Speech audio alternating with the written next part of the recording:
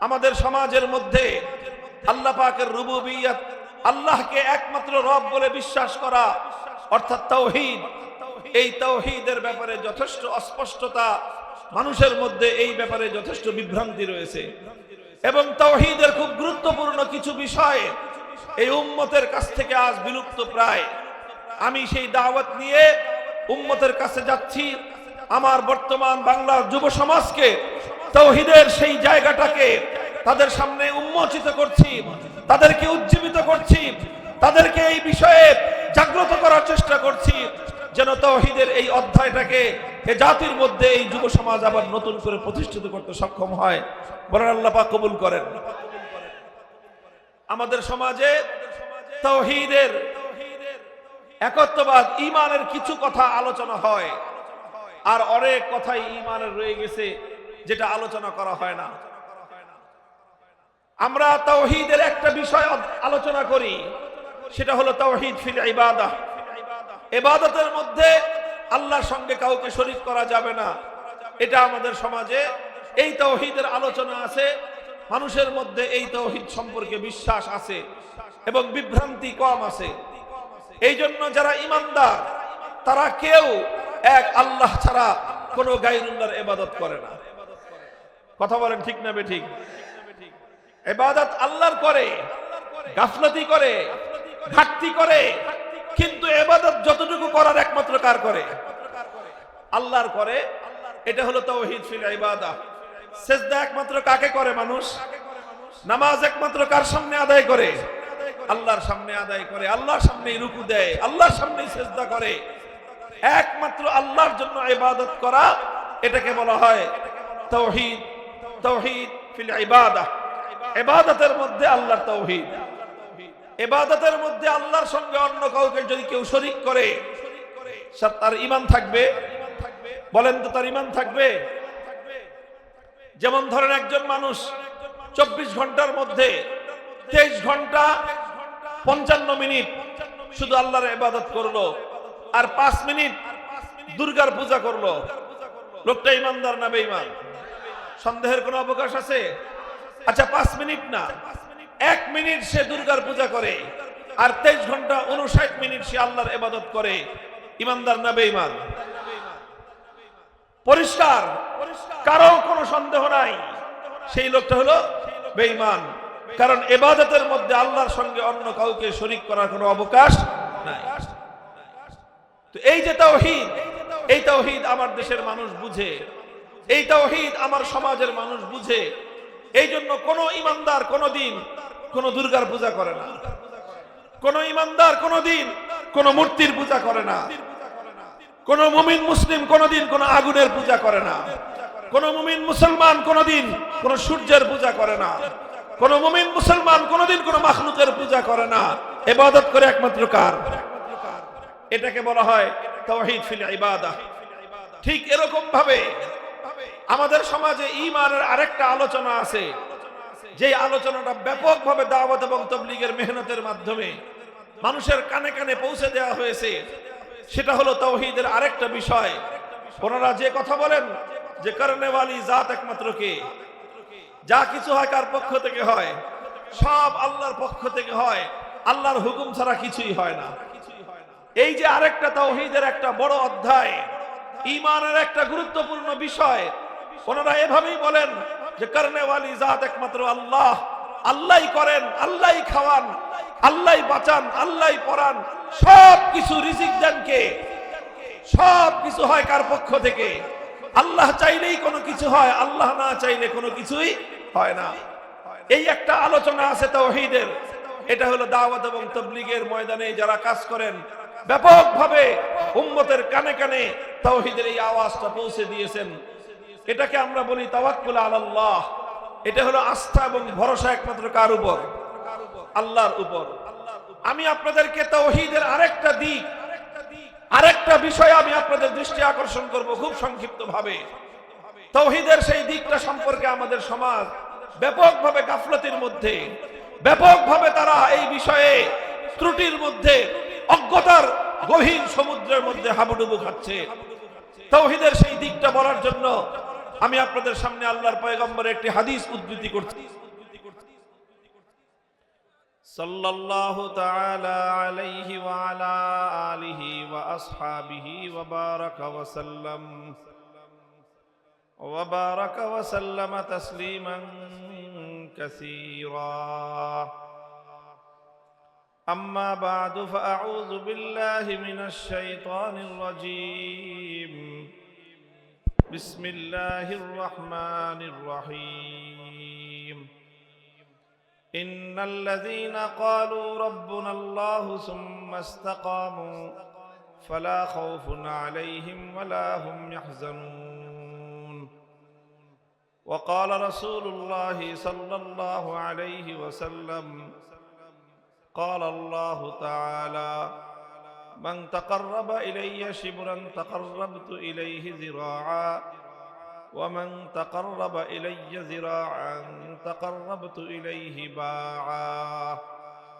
بارك الله لنا ولكم في القرآن العظيم ونفعنا وإياكم بالآيات والذكر الحكيم.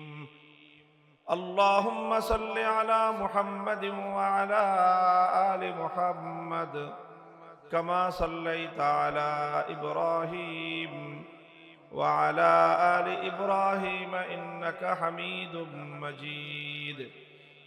اللهم بارك على محمد وعلى آل محمد كما باركت على إبراهيم وعلى آل إبراهيم إنك حميد مجيد. কালিয়াকৈর উপজেলা উলামা পরিষদের উদ্যোগে আয়োজিত আন্তর্জাতিক ইসলামী মহাসম্মেলনে উপস্থিত সম্মানিত সভাপতি, উপস্থিত হযরত উলামায়ে কেরাম, সম্মানিত বয়োজ্যেষ্ঠ আমার মুরব্বী সাহেবান, সমবেত ইসলাম প্রিয়, কোরআন প্রেমিক, নবী প্রেমিক, তাওহীদি মুসলমান ভাই ও বন্ধুগণ, পর্দার অন্তরালে অবস্থানরত আমার সম্মানিত মা ও বোনেরা, সর্বপ্রথম মহান আল্লাহ পাক রব্বুল আলামিনের দরবারে কালেমাতুশ শুকরের হাদিয়া পেশ করতেছি। যেই মহান রব্বুল আলামিন আমাদেরকে তৌফিক দান করেছেন, দীর্ঘদিন পরে আবার আমরা একত্রিত হয়ে আল্লাহর দ্বীনের আলোচনা করতে পারতেছি। আমাদের বুকের উপর থেকে জগদ্দল পাথরের মতো চেপে বসা একটি জালিম শাসককে আল্লাহ তাদেরকে উৎখাত করে আমাদেরকে মুক্ত বাতাসে নিঃশ্বাস গ্রহণ করার তৌফিক এবং সুযোগ করে দিয়েছেন।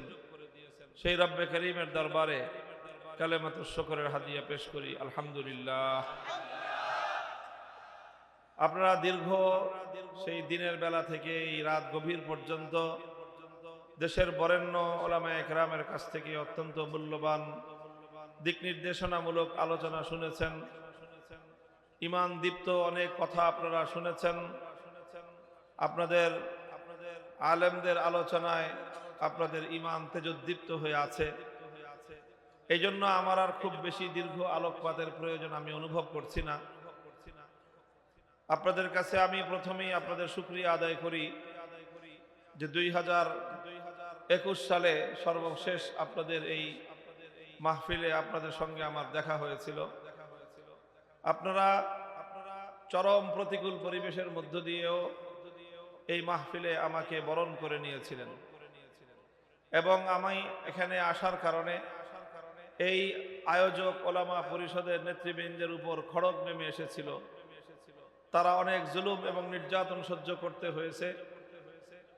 এখানে বাহ্যিকভাবে যদিও এটা আমি এখানে আসার কারণে হয়েছে, কিন্তু প্রকৃত অর্থে ব্যাপারটা শুধু আমার বিষয় ছিল না। এখানে বিষয়টা ছিল তাওহীদ এবং শিরকের ইখতিলাফ এবং মতপার্থক্য। একদল চাচ্ছিল আল্লাহর জমিন থেকে তাওহীদের আওয়াজকে ভুলুণ্ঠিত করতে। তারা ছিল বাহ্যিকভাবে অনেক শক্তিশালী, তাদের কাছে ছিল এই দেশের সকল রাষ্ট্রযন্ত্র। তার বিপরীতে আমরা ছিলাম ক্ষুদ্র সংখ্যক কিছু মানুষ। আমরা সর্বদিক থেকে তাদের তুলনায় দুর্বল ছিলাম, জনশক্তির দিক থেকে, ক্ষমতার দিক থেকে, অর্থের দিক থেকে, সর্বদিক থেকে দুর্বল থাকলেও একটা দিক থেকে আমরা সবল ছিলাম, সেটা ছিল আমরা ছিলাম হকের পথে, তারা ছিল বাতিলের পথে। সুতরাং আমাদের যুক্তি ছিল এটাই। আমি আপনাদের কাছে কথাই বলেছিলাম সেই আখেরি আমার সেই আপনাদের জলসায়, যে আমি যখন হকের পথে, তুমি যখন বাতিলের পথে, মাথা তো তোমাকে নোয়াতে হবে, আমি কেন মাথা নোয়াব? যুক্তি তো পরিষ্কার।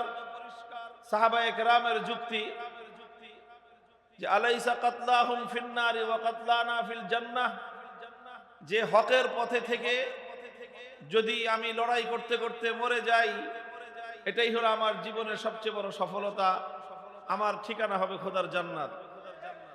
বাতিলের পথে থেকে তুমি যদি মৃত্যুবরণ করো, এটাই হবে তোমার জীবনের সবচেয়ে বড় পরাজয়।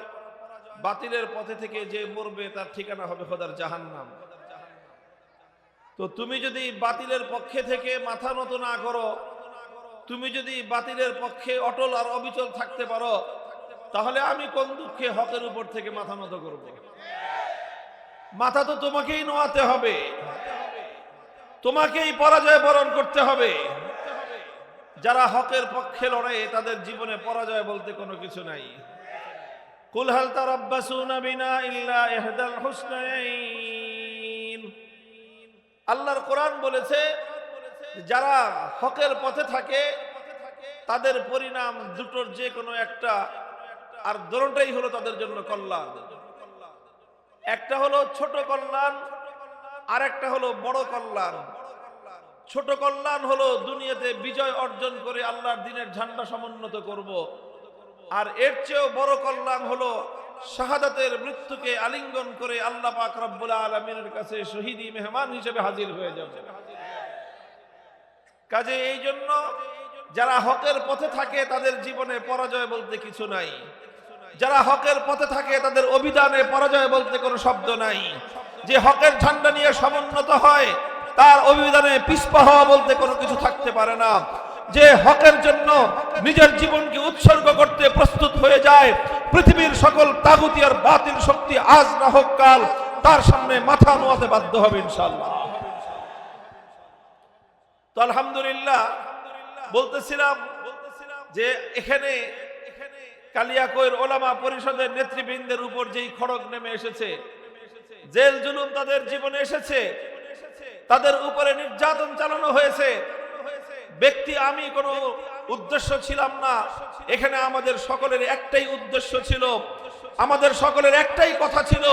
সে কথা হলো আমরা মরতে মরতে হকের কথা বলে যাব। যতদিন এ দেহে প্রাণ আছে, আমাদের কণ্ঠে আওয়াজ আছে, ততদিন পর্যন্ত এ কণ্ঠে আল্লাহর বড়ত্বের কথাই উচ্চারিত হবে। লাউ ওয়াজাতুমুস সামসামাতা আলা হাযিহি সুম্মা ইন্নী রাআইতু আন উনফিযা কালিমাতান সামি'তুহা মিন রাসূলিল্লাহি সাল্লাল্লাহু আলাইহি ওয়াসাল্লাম লা আনফাসতুহা ক্বাবলা আন তুনজিজু আলাইয়া। হযরত আবু যর গিফারি রাদিয়াল্লাহু তাআলা আনহু বলেছিলেন যে কেউ যদি আমার ঘাড়ে উন্মুক্ত তরবারি ধারণ করে অথবা আমার বুকের মধ্যে যদি বুলেটের পিস্তল ধারণ করে বলে যে তুমি হকের কথা বলতে পারবে না, আর আমি যদি দেখি যে এই তরবারি উন্মুক্ত তরবারি দিয়ে আমার গর্দান দ্বিখণ্ডিত করার মুহূর্ত মাত্র আগে কয়েক সেকেন্ডের মধ্যে যদি আমি একটি হকের কথা উচ্চারণ করতে পারি, আল্লাহর কসম খেয়ে বলি জীবন যাওয়ার শেষ মুহূর্তে হকের ঝান্ডা সমুন্নত করতে করতে আল্লাহর রাস্তায় হাসতে হাসতে জীবন দিয়ে দিব। এটাই আমাদের শপথ, এটাই আমাদের অঙ্গীকার।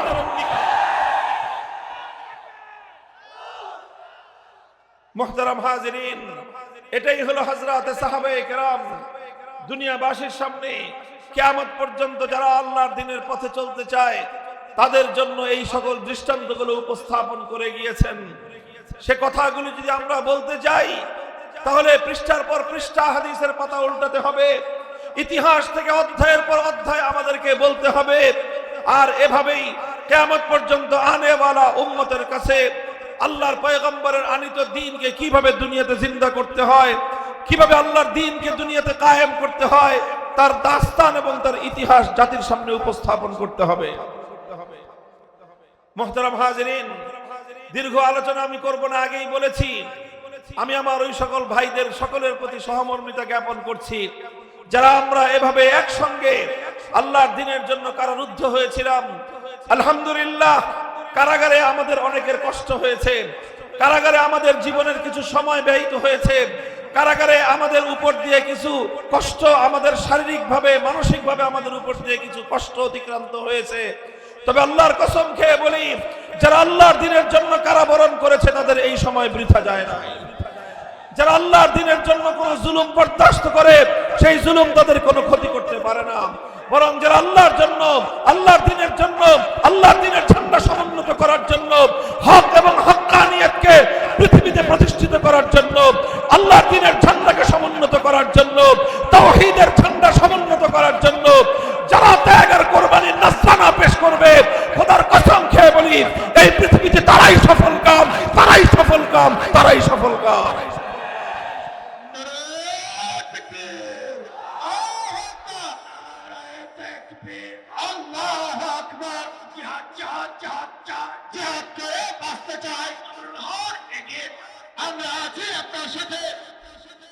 আমি আপনাদের সম্মুখে কোরআনে পাকের ছোট্ট একটি আয়াত তেলাওয়াত করেছি। আল্লাহ বলেছেন, ইন্নাল্লাযীনা ক্বালু রাব্বুনাল্লাহু সুম্মা ইসতাকামু ফালা খাউফুন আলাইহিম ওয়ালা হুম ইয়াহজানুন। যারা এক আল্লাহকে রব বলে ঘোষণা করে, যারা এক আল্লাহ পাক রব্বুল আলামিনের তাওহীদ এবং একত্ববাদকে স্বীকার করে, ফালা খাউফুন আলাইহিম ওয়ালা হুম ইয়াহজানুন, তাদের ভয়ের কোনো কারণ নাই, তাদের চিন্তার কোনো কারণ নাই। প্রথম কথা হলো দুটো বিষয় প্রয়োজন। কয় বিষয়? প্রথম বিষয় হলো একত্ববাদ, তাওহীদ। তাওহীদকে পক্ষে ধারণ করতে হবে, তাওহীদকে পক্ষে ধারণ করতে হবে।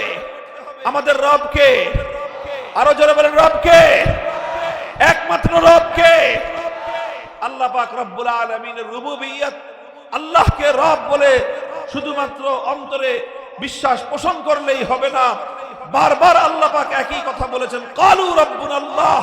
স্পষ্ট ভাষায় দুনিয়াবাসীকে জানিয়ে দিতে হবে আমাদের একমাত্র রবকে।